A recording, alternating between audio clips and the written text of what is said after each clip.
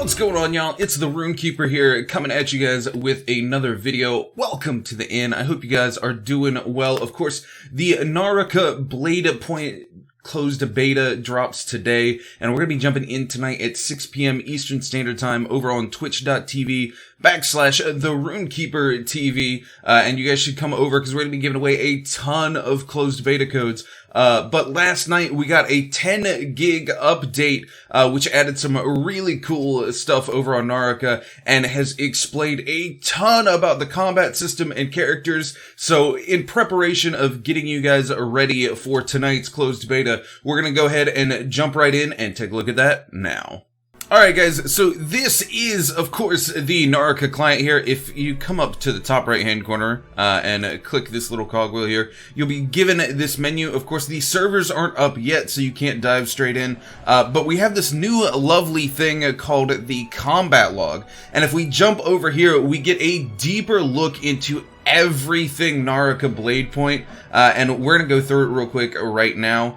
We went through a little bit of this in the video we did the other day here. Of course, we've got the focus strikes, the counter strikes, and the common attacks, and how they kind of cycle against each other. Of course, common attacks being strong into counters, counters being strong into focus strikes, and focus strikes being strong into common attacks. Again here, you guys will be able to perform different attacks with the left and right click. And there's some talk later on about horizontal and vertical attacks. I'm assuming that either the left click is going to be horizontal and the right click is going to be vertical, or vice versa. So there is going to be some little play with the vertical versus horizontal attacks, which I think is really cool. This combat system actually has quite a bit of depth. Likewise, we come into the counter strikes here. While standing left or right click quickly to counter a focus strike. Countering a focus strike will knock back the enemy and send their weapon flying, which means that they will have to reposition and try to pick their weapon back up. Another thing we can notice here that we didn't talk about in my video here was I thought the characters weren't going to be locked to one specific type of weapon that they could upgrade by finding items. But if you see here, this is Viper, who uses the Chinese classic straight sword in the other video, and she is using the big halberd here. So I think we are going to see that characters are able to pick up all sorts of different types of weapons, meaning you will be able to play your favorite characters and use different play styles of different weapon types as well. And then, of course, with the focus strike, holding left or right click to charge the attack, entering focus strike. And if you look here, you can clearly see that she is taking normal attacks, but she is not flinching. So these strong attacks do prevent flinching from the common type attacks here. Coming up next, we have a dodge, which we didn't see before. So you can use the jump here to evade most horizontal strikes. So you see that strike was horizontal, which means either probably use the left or right, whichever one gives you the horizontal strikes, and jumping allows you to avoid it. With the dodge here, you can press shift to dodge, and you can evade most vertical strikes this way. So again, there's a little bit of nuance going on with the vertical and horizontal strikes that we haven't seen yet this far in combat, so this is really cool to look at. And then, of course, crouching here, apparently you can quick crouch. If you look here, she crouches very, very quickly to avoid the oncoming horizontal attacks, which is really cool. So evasion is equally going to be as good as the clash system that they've been talking about with the weapons, which is where when in combat, if you guys hit each other with the same type of attack, so both of you throw, say, a horizontal normal attack, your blades will clash, and it will push you back, giving you just enough space and time to decide on how to make your next move. Coming from there, of course, we have the grappling hook, and we can see there's a couple different ways to grapple hook. There's just a plain grapple hook, which once the crosshairs turn white, you can zip over the target, so you can just use that to zip past somebody if you hit them with it in combat. You have the hook shot, which you can use by pressing yield right click when you do it, and that will allow you to hook to the enemy. As shown here, and then you pull to them and knock them to the ground, which is kind of cool. And then below that, we have what they call the flying attack, and basically, when you're already inbound towards the enemy, you can use the left click in rapid succession to get some attacks off instead of knocking them to the ground, which is really cool if you're trying to close the gap and get some damage in. Coming from there, We actually get to look at the skills for all the characters. We know what they do now. It's super cool. So we're going to start with Viper here. Her F, or her basic ability here, is called Viper's Blood Sac, and it poisons enemies or coats objects with poison, exploding when they're picked up. So as you can see from the thing here, she throws it at the enemy and it blows up and it poisons them. Or she can throw it at this item, and then once somebody comes to pick it up, it will explode. So I was wondering how her poisonous blood was going to play into her abilities, and this is really cool. She also has the ability to detonate this manually, I would guess by reactivating the ability. So if you're walking past that item and decide not to pick it up, she can probably detonate it and hit you with it anyway while she's hiding from stealth, which is super cool. I think that's a really great way to bait players into picking some stuff up. So watch out for this in your lobbies. Be very wary of really good items just chilling out in the open. It's probably a trap. Then you have her V, Twilight Crimson. She channels the Eye of Moonbane, and nearby enemies receive damage and are stunned for a period of time. This seems really good in a team fight scenario, like, really good. And I'm assuming these V abilities are like an ultimate and have some sort of build up here, because they only get better from here. Up next, we've got Tamulk. He's got the Wind of Aegis for his F here, which is summons wind orbs that attack nearby enemies and drain their energy. I'm guessing energy would be like their super meter. And they can also fire them manually to knock back enemies and make a little tornado here, which is really neat. I love this. A little bit of crowd control here for your team.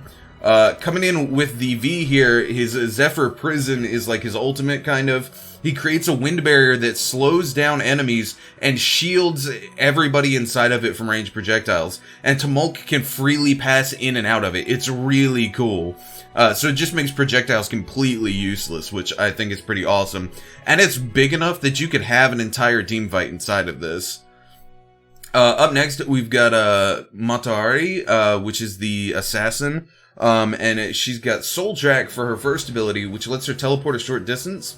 And then if you hold it, you can charge it to teleport an even greater distance, which is going to make her movement even more crazy, which is going to be pretty awesome. And I'm going to make it pretty hard for you to keep track of her, I assume. Coming into her ultimate here, we have Silent Ambush. She enters a stealth state, becoming invisible to enemies. It shortens Silent Ambush's cooldown and increases the damage of ambush strikes, such as attacks from a wall or a tree, which will be interesting to see what exactly they declare as ambush strikes. But like, I guess if you walk past them while they're clinging to a wall and then they just hit you, that would count. This is going to be interesting. I feel like this is going to be a very high skill cap ultimate. Coming up next, we have Tarka G. He uses fire, it seems like, and coming in with his F here, in her fire, he shoots an energy orb to damage enemies, and it scorches them, disabling sprints and grappling hooks, and doubling burn damage on the target, which is cool as shit. So he's going to favor those fire-type weapons that we've seen in the trailer before. The blades that can light on fire, which I'm guessing is a type of drop you can get. And it's also extra effective against armor. So if they have armor, this is going to be the character you're wanting to play to bring some armor shred to your team here. Then you have his ultimate Flaming Charge, which when it activates, a boost of speed and jump power. Basically, he can jump really high, he runs really fast, and he can run into enemies, burning them and knocking them over, and then you can end it at any time by recasting it, which seems really cool. This is going to give him a lot of movement. It's going to give him the ability to get out of battle really quickly, if he needs a quick escape, and it gives him some much needed CC, as it were. This in combination with this is going to make it very easy for some hit and run tactics. You can easily escape from a fight using this, and you can easily prolong a fight by using this inner fire to disable their sprints and grappling hooks. I think this is going to be a really fun character to play. Up next, we have Kurumi, the girl that I speculated wasn't going to be in the beta because we literally had not seen her in any of the trailers whatsoever or any of the content they had been sharing. I am pleasantly surprised to say that I was 100% wrong. We are seeing her here, which means we are going to be seeing her in today's beta. She's got two abilities here, her F being Bond of Recovery, which links her to an ally, making her so she can't attack. But during the duration of her being linked, she is healing that ally. She can activate left click to then teleport to that ally and stagger nearby enemies. And then she can press right click to cancel that skill. Which if you see here, her ally has moved up to the rooftop after being linked. She can then teleport to them, which is really cool. So if you have a frontline tank, they can move the fight somewhere else while she remains linked, and then she can dash in by teleporting to them to provide assistance and stagger nearby enemies, and then of course cancel the ability and get right into the heat of the fight. I think this is a super cool ability, and I think she's going to be heavily underrated as a healer type character, but I think this, if played right on a team, is going to be huge. Coming into her ultimate here, we have Circle of Healing. This is pretty standard. Again, if you see here, she has like a Taoist symbol here that she puts up, and in that circle, you're healed and all debuffs are removed. So I was kind of right saying that she was going to be a Taoist type character. The only thing is that everybody in that circle heals. So this ability is not going to be great for a team fight so much. You have to use it very sparingly and very carefully. For those of you who have ever played League of Legends, I would think of it like a Kindred ulti almost, if that makes any sense. And then coming up last but not least, we have Tenkai, our monk that we saw who used the staff before. His ability Iron Skin, it seems really strong here. So drawing upon his key summons a defensive power that staggers melee attackers when they strike. This is going to be a great ability for throwing people's rhythm off in fights. It's giving him the ability here to just block that off. And if you look here, the opponent actually drops their sword as well. So using this to stagger people in the middle of melee fights is going to be huge. I feel like his one-on-one capabilities are massive. And then the giant we got to see before is back in Colossus Call. So I was wrong about this. This is a character ability. It is an ultimate. And it seems pretty strong. It allows him to either pick an enemy up and then throw them to the ground, staggering those around him, or he can do a stomp and similarly do the same thing, knocking them all to the ground and dealing massive damage. It says that you can hold V again to end this, so I don't know how long this state lasts. I would hope not too long because it feels really oppressive in its current state. But we will see once we get into the beta tonight. Let's pop over and check into the melee section here. This is where we really confirm that everybody can use every sword. It's going to show you all of the different combos that you have here, the slashes and stuff, shockwaves. If you look here, katana, okay, so I'm definitely right with this, by the way.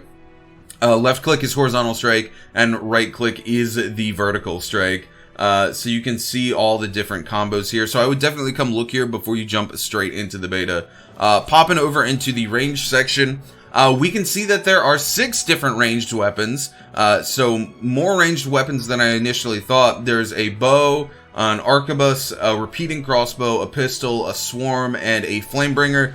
Unfortunately, it only shows us the controls for these, so we're not really going to know how these work until we get into the beta this afternoon. And then there's a mechanic we hadn't seen anything about called Resurrect. We have Await Rescue, which is when you've died, somebody can come and bring you back. Or if your chi runs out and you don't have any energy left, you can travel to a soul altar in your soul form and resurrect at the soul altar. I would assume that when you resurrect, you don't have your items and stuff, so you have to go back to your body if you want to get your gear, whatever gear is left. So that would be the difference between being resurrected by a fellow player or being resurrected by the soul altar. And guys, that's really what we know here. We're coming into this closed beta now, and it's going to be super exciting. I'm really ready to get my hands on this and start playing this and start giving some feedback to the developers about different things, because this game has so much potential and I am raring to go this afternoon. So again, guys, join us at 6 p.m. Eastern Standard Time on twitch.tv/the RuneKeeper TV. We are going to be giving away a bunch of beta codes. We have a ton left to give away. I think I have 11 beta codes right now. So if you guys want to get your hands on that, leave a comment down below, and maybe I'll drop some beta codes down to the comments in the section so that you guys can get in tonight if you don't already have a beta code to do so. Guys, I'm the RuneKeeper, and I hope you guys stay fresh and you guys have enjoyed your stay at the inn.